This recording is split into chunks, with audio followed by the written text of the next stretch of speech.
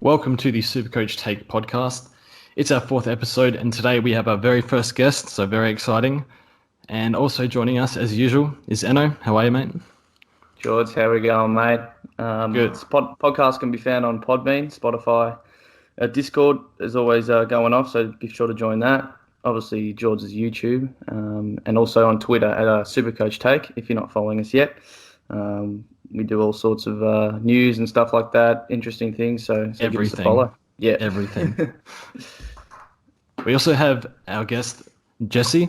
Now, Jesse ranked 95 last year. Really impressive, so better than us. Introduce yourself, Jesse. Hey, what's up, boys? Yeah, it's thanks for having me on, first of all. Find me on Twitter at Jesse Amarasingam, Amarasingham. That's right, we'll put it up. Yeah, it's too long. It's a hell of a long last name. Anyway, yeah. Over the off season, I've gone and joined the Supercoach Elites. So if you aren't following them on Facebook or Twitter, definitely go look them up. And they also release podcasts as well. Great content all the time, so definitely check them out. Yep. So you're scouting us today, so you can give them. Yeah, that's it.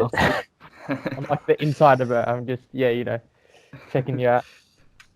All right. Yep, so we head into the players. First off the list, well, we're going to be talking about the high ownership players. So the ones that are really up there, 40% plus. I think 28% above. Is that what you've gone the lowest? Yep. Yeah. Cool. So we'll kick it off with probably the most talked about player in the last few weeks, or maybe the whole preseason. It's Devon Smith. He's 330k-ish sort of thing, or was it a bit higher than that? Anyway, he's in about 50% of sides, so nearly every man and their dog has got him in. The recent news over the last couple of days was on Channel 7 where Steve-O was talking to him. He said his role is more than likely, he expects to go back to his 2018 role where he played a bit more mid than forward. So what's your thoughts on that, guys? I think you have to pick Devon because at 330k, he's in my team at the moment. I think it's becoming now, if you don't pick him and everyone else has him and he gets within 2 or 3 points of 2018, I think you're in trouble. Because, as you said, he's playing that similar role and he's having his best preseason in 4 or 5 years. Yeah. So for me, it's a bit of fear of missing out. Are you the same, Jesse? Yeah. I think you look at the back end of his 2018 and he just came home with a wet sail. I wouldn't have taken him if he hadn't said what he said when he was going to be playing more midfield and stuff. But I think that 2018 season was just insane. Yeah. He's not in my team at the moment. I've got another player there that we'll talk about another pod another time. But if he's playing well in the Marsh Community Series and at that price, like George said, if he gets 90 plus or whatever, it's going to be, and you don't have him, you're going to be a bit behind. So next guy, pretty similar in terms of price. I think he's 360, isn't he? Is Jack Steven. Now, he's in, I think, a little bit less sides, but still quite a few. A few would have jumped off after the news a couple of weeks ago about his calf that he sustained, I think, just before the new year. I don't have him in my side at the moment. I did like him more than Devon initially, before any of these sort of news came out. But he's another sort of similar player in that price bracket. What are you guys' thoughts? Yeah, look, I don't think I'm going to run with him, only because we've seen a lot of players with these mental health issues, and best of luck to them. But a lot of them just seem to go missing for certain periods of time. Like Dane Beams has sort of been on and off the track a bit, and at the moment there's rumours circulating that he might retire. So I'm just not sure on Jack Steven and how he's going to score. Yeah. I'm the same. When I was considering Steven, I just assumed that his mental health would be fine because he moved back home or whatever. But you have to be crazy to pick this guy, just with the 2 calf issues, and they've already said they're going to ease him into the midfield. He's going to start playing forward first. There's just no reason to take this risk, and especially with Devon, a fully fit Devon. there's no way I'll pick this guy. So my advice would be take him out before round 1 while you can. Would a Marsh Community Series of 95 average both games change your mind or no? 2 cards I'm out. I think it's just too hard to fit them both in. Like they're both good players, but I reckon you can only pick one of the two. And Devon's just had the most recent 2018 season, and that's just still in my mind. So I think it's hard to go past Devon. Yeah, exactly. Yeah. All right, the next guy is Lockie Whitfield. Now, I don't think much needs to be said of this man. I don't know about you, Jesse, but I've got him locked in and he hasn't moved. But absolute lock. George is the man to talk on this because his team update yesterday or the day before was without one Lockie Whitfield. So I think it's for you, George, to say what you don't Lockie like Whitfield, about him. He's a superstar. It's quite simple. GWS haven't updated us on his ankle. He wasn't in full training. I think it was maybe 3 weeks ago, the last time we heard something. I still don't know what's going on. I don't know. Marsh series is next week. Does he play? I'm not sure. If he does, it'll be limited minutes. If he's a little bit underdone, I mean, we're just talking hypotheticals here, but say he plays one JLT game, plays half a game, plays pretty well. You assume that they're easing him into the season. But his game is based on running. He's a running machine, and it doesn't get much worse than an ankle for a running game sort of thing. So for me, I need to see enough evidence, but if we think he's fit, you have to pick him. But otherwise, just one you really should monitor. I don't think you just throw away the keys just yet. I can see that. Yeah, I can definitely see that. I think he's too much of an athlete that he'll, even if he doesn't play Marsh, if he's lined up round 1, I just can't see my team without him. I know you didn't start him last year and he actually came off on a house on fire, but that didn't go too bad for you, George. But I think that was the back line was the cheaper guys were going all right, so it held you up. But in the forward line, there's just so much uncertainty this year. I just think, we have to lock this man in. Yeah, I agree. Agreed. Yeah. No more needs to be said. Next man is Dusty. Now, this is George's pick, instead of Whitfield at his F1. I've locked him in as well. Whitfield and Dusty, they're both locks to me. Dusty, I know he can coast a bit, and as a Tigers fan, I've watched him obviously my whole life, that when we're winning, he sort of can just, trudge around and let the other guys get their numbers, and we won the game, so who really cares? Which is probably the way he's going to play for the rest of his career because he's getting on a bit. And he just wants to prime himself for finals every year, which is, I'm not upset with that. I can agree with doing that, but I just still think he's going to average around the 100 mark. You couldn't say that for anyone more than, one or, 2 or 3 players in the forward line this year. So I've just got him locked in.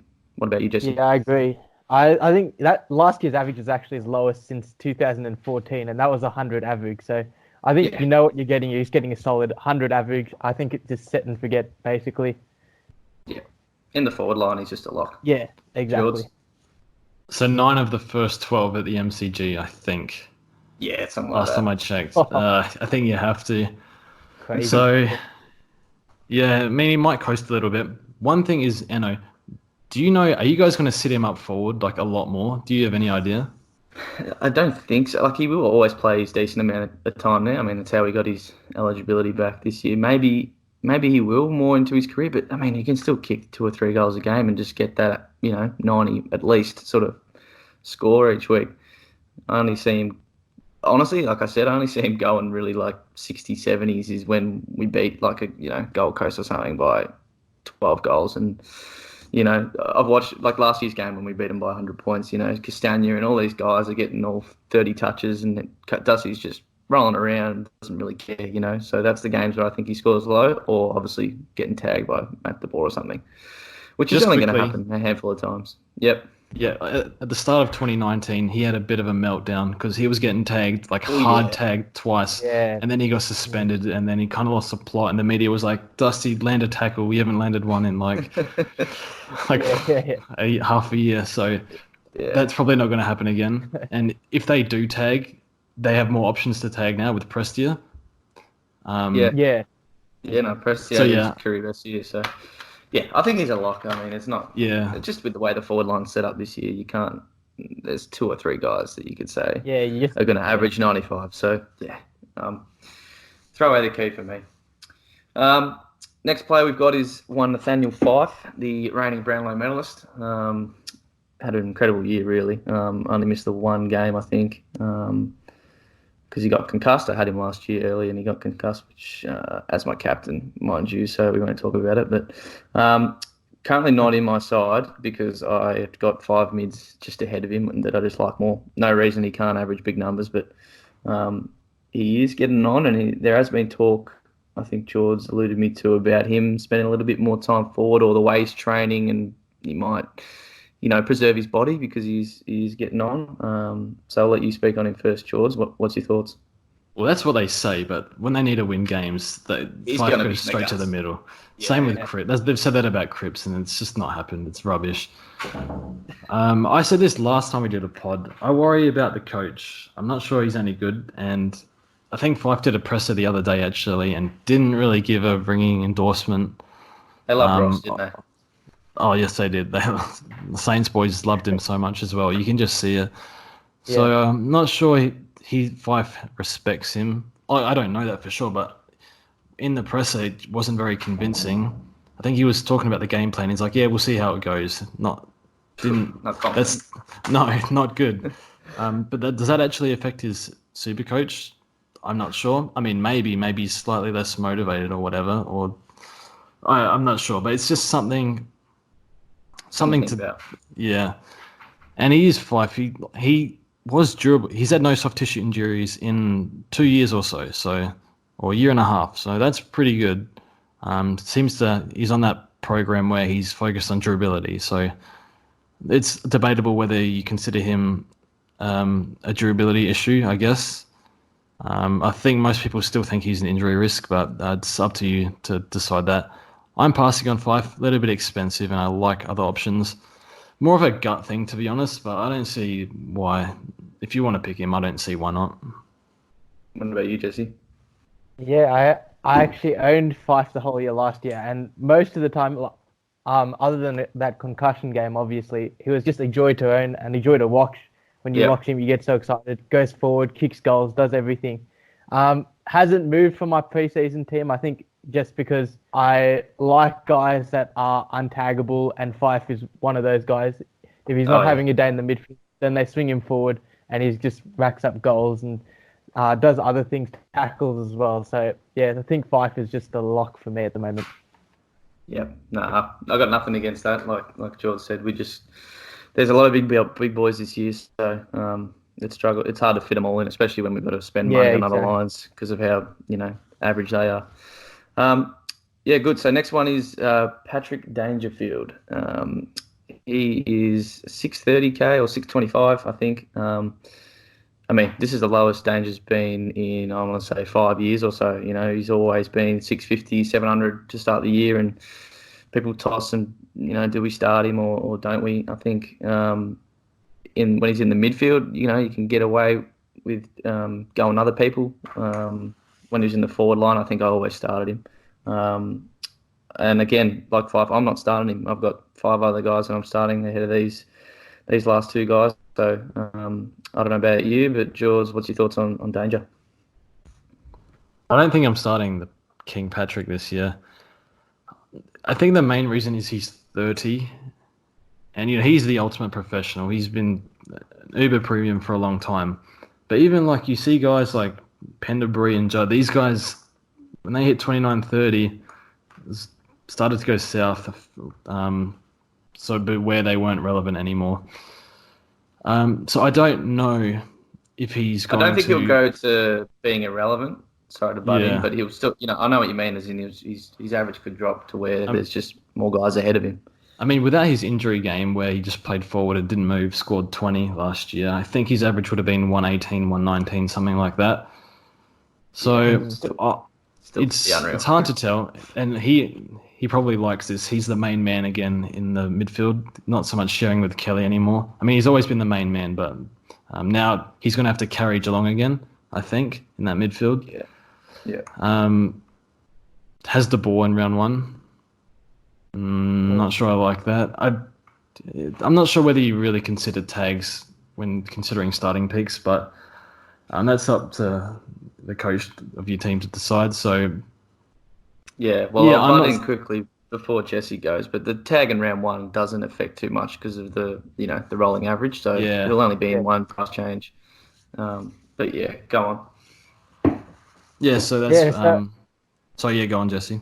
no, yeah. So I was just last year. I think Danger was affected by that. Tim Kelly just coming in and being an absolute beast. Like Kelly was a gun, and now gone to West Coast and he's obviously getting paid. But I think Danger spent more time forward than he probably did in other years, and I think his scoring reflected that. Like that average last year was his lowest since 2015. So it was like it was a long time since he's had that low 115 average. But I think they brought Josh Jenkins in this year, and I think he plays less forward because they've brought in more forwards this year. I think he could play more midfield time, and he could get back to that 120 average as well. Yeah, I like See, that. yeah, I'm not sure he can though. Like, did he?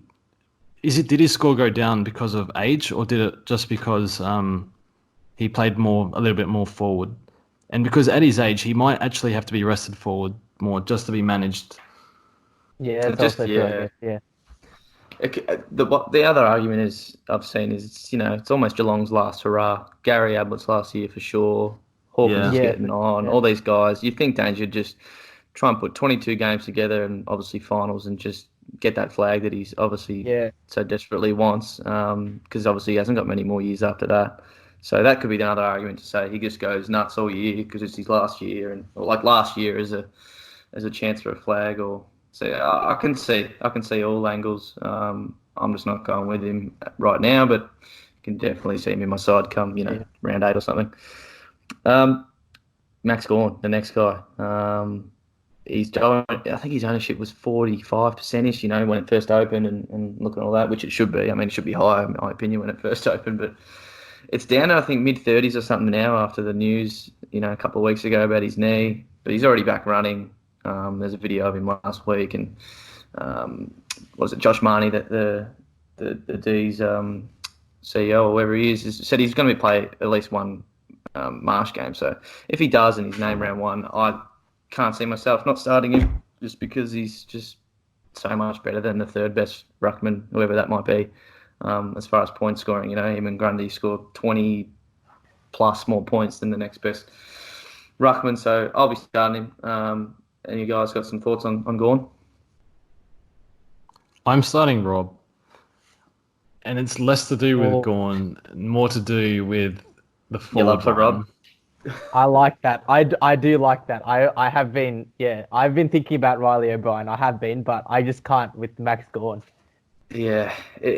What would Rob have to average, George, to be a good pick at 500K? Probably 105. Yeah, I think it's possible if he can do that. I think he can get there. I do think he can get there. I mean, It's he's been in the system for 4 years and he comes and averages, just a tick under 100 in his first full year. Yeah, and he's got that ceiling too. Like he put an 180 out last Oh, it was year. on a Richmond, mate, when we had Chol and Bolter. But no, he's definitely can do that. Like, not the ceiling, but he definitely can average 105, I think. No problem. For me, it's more to do with what the extra 180k does. And for me, I'm looking at the forward rookies, and I'm nervous because they're all injury prone, and obviously we don't know the rookies yet, but a lot of these guys are small, medium forwards in bad clubs. No offense to those clubs, but it's their scoring output is quite questionable. So I want to eliminate as much bleeding as I can in the forward line as possible. And that extra 180k, I mean, sure, I can get it from elsewhere, but I'm happy with the rest of my team at the moment. But with that, what that 180k does for me is enough for me to start Rob over Gawn, in my opinion. Obviously, I'm starting a ruckman who has the perfect buy to switch over to Gawn as well, which helps, especially because I'm looking at my buy. I know it's early, but it's not looking too flash in that buy round, and Gawn and having Rob to Gawn will help that. And you just swap, yeah. So it's less to do with Gawn and more to do what it does for the team. And I understand, Gawn, he had stretches where he averaged 140, 145, and that would be bad if he does that early up. But yeah, for me, I'm happy with what the extra money does for the rest of my team. How about you, Jesse? Yeah, I think for me, I just can't go past Gorn because of his scoring ceiling. I mean, round 23 last year, he dropped to 212. And if you captain him, oh my goodness, you'd have been loving that. But that scoring, and then you can sort of captain him and Grundy every other week. They're just solid, 120 plus scores. And I think that's what I always use the rocks for, is just set and forget. Yeah, I mean, there hasn't been much variety in the rucks for the past couple of years with these guys. It makes it a little bit boring, to be perfectly honest. But it's just the way it is, and until it changes, until Gorn, obviously Grundy's not going to change for a few more years. Until Gorn falls off or gets injured or dips his scoring, I can't not pick him. There's going to be that year when he does, when he's really high price, and then just the year where he falls off completely. And yeah, I mean, hopefully it's not this year, because you want to see the man kill it for another couple of years. But I just don't see it happening, at least for another couple of years. So yeah, if he's fit, round one picked, he's in my side. All right, next man is Doherty. So he's been in my side ever since it's open. I'm sure, like many others, people have just, like me, just picked him, think it's a lock. I know George mentioned this in his video the other day. I tend to agree. I mean, I'm going to pick him anyway because everyone will, and if it hurts me, it hurts us all. But if you really think that coming off 2 ACLs, which can heavily affect a player, we've seen 1 ACL affect the rest of a player's whole career, not let alone 2. So does anyone have those feelings towards Doc of, are you worried a bit of him not coming back to his best? Yeah, sorry, you go, Jesse. I don't think he'll get back to his best. Like that, his best was like really, really like something else. Yeah.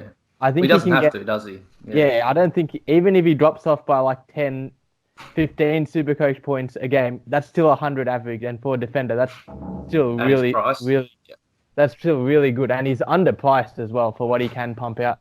So I still think you just got to lock him in. Yep. Yeah, he might get better as the season goes on as well, just easing back into AFL. So yeah, everyone else is going to pick him. If you don't have him and he, say, averages 100, you're still behind. So even if he drops off 20 points, I'd take a 95 happily, to be honest. Or 30k. Yeah. Right. So just whether or not you think he can play the season out, not get managed, those sort of things. But yeah, I fully expect him to be the main man in defence. Newman will have to take sit in the second guy's seat, sort of thing. So passenger seat. That's what I meant to say. So Doherty, he's flying the plane in defence. So lock him away. Just pick him. Yeah. I mean, in that irrelevant, but in that situation, I think Simpson should really be starting to get moved on. Newman's actually a pretty good player. Yeah, I agree. So. Anyway, that's up to Carlton, not me. So, all right, Jake Lloyd is the next one. The Seagull, the absolute uncontested beast. Doesn't get a hard ball to save himself, but he's really high priced, 590k. He's still, obviously, George has got him here, so he's around the 30% owned. I don't see the value in starting him. Only just yesterday, or was it even this morning, Longmire came out and said Dawson will be playing that back role. That's where he's been training. That's where he's been tipped to play. So obviously we saw the effects that had on Lloyd last year towards the back end. Had him in the mid-90s average, which, I mean, to add his price right now, he has to start the year 110 average plus to hold his price. So I just see him dropping, and I don't know what's going to happen with that role. So, I'm going to stay off for now. You definitely can see me in my side later on, depending on what happens. But what's your thoughts, Jesse? Yeah, he's been one that's been in and out of my preseason side, and it's because of exactly what you said. Jordan Dawson said to go back there, and if he's back there, we saw the effect he had on Lloyd in the back end, and I just don't know whether I can justify picking him at that price. Yeah. But the other thing is that he has averaged 112 and 108 in his last 2 seasons, and that's just gold for a defender. So I'm still on the fence. I have him in my side at the moment, but he's just moving and changing constantly. I don't see what changes from the second half of last year to this year based on Jordan Dawson. So for me, I don't want to pay 600K for him. He's probably the number one priority to upgrade to in defense for me. But yeah, I just can't justify simply based on Jordan Dawson's role. But yeah, durable as ever. So yeah, first upgrade target for me. Yeah. It's just if he posts a couple of bad scores, he's just going to drop very quickly. Yeah. So yeah, get him around 530K or something. That'd be nice as he first upgrade. Because he's still going to average 95 to 100. Let's be honest, he's still going to get that ball. Yeah. They want him kicking it out of defense. So I mean, who knows? he's He still could a still nice go 110 or something. He could. He definitely could. Yeah. And that's the risk we take not starting him. I mean, last year he started off going 120, 125. He was just out of control. Yeah. So hopefully that doesn't happen again. All right. Last guy we got on the list is Dode. I mean, that surprises me. I didn't think he was this highly owned. Is he 270K off the top of my head or a bit cheaper? But yeah, he's an intercept king. He's pretty good at that role. He's only played one full season, I think. So I don't like this pick really because I don't see massive upside to it. At that price, I prefer Robertson if he can get through the preseason. But to be honest, I don't like either of these sort of mid-price types in the back line. I think there's a lot of value with the primos, around the 500K mark, and then just straight to the rookies. I like the mid-price forwards more personally. But has anyone got any thoughts on Dode, and do they have them in their side? I don't have Dude, and I never will. I think this is a dumb pick. Look, Alex Keith is gone. He was the intercept guy at the Crows. Tom Dude is that guy now. I know he's only had one season, showed a lot of promise, elevated to the leadership group, so will be captain one day, all that. But it's just too much of a jump coming off an ACL as well. I mean, what do you really want from Dude? Is 80 points a game, is that a success for him? It might just get him over 400K. And I feel like that's best case. So if it really fits your structure, maybe. Not for me, though. I'd even go Robertson ahead of Dude, to be honest. But coming off an ACL especially, not for me. He's not in full training yet either, but he will be pretty soon. Yeah, no, I think I'm the same. I'm not keen on Dode. Robertson is someone that I'm actually quite keen on, but Dode is just... I think people are sort of biased by that first season he had where he came out as a rookie and just averaged 82 Supercoach points, and having that ACL sort of it sets you back. And as an intercept defender, it really does set you back, makes you doubt certain decisions in the air. So I think it does set him back in terms of scoring as well. All right, that's all the players we have listed today. Is there any others we missed that are highly owned that any of you guys want to talk about? No one else? No. So this is pretty much, I might have missed one here or there, but I think it's over 28%. I was going to do over 30%, but I had to fit a few more guys in. So that's all. So thanks for listening, guys. We'll be back next week, George and I, for another podcast. Thanks for joining us, Jesse. Very good. Thanks for having me. Excellent debut, Jesse. We'll get you back at some point during the season, mate, for sure. See how you're going, with your team early on. And thanks for listening, guys. We'll catch you next time.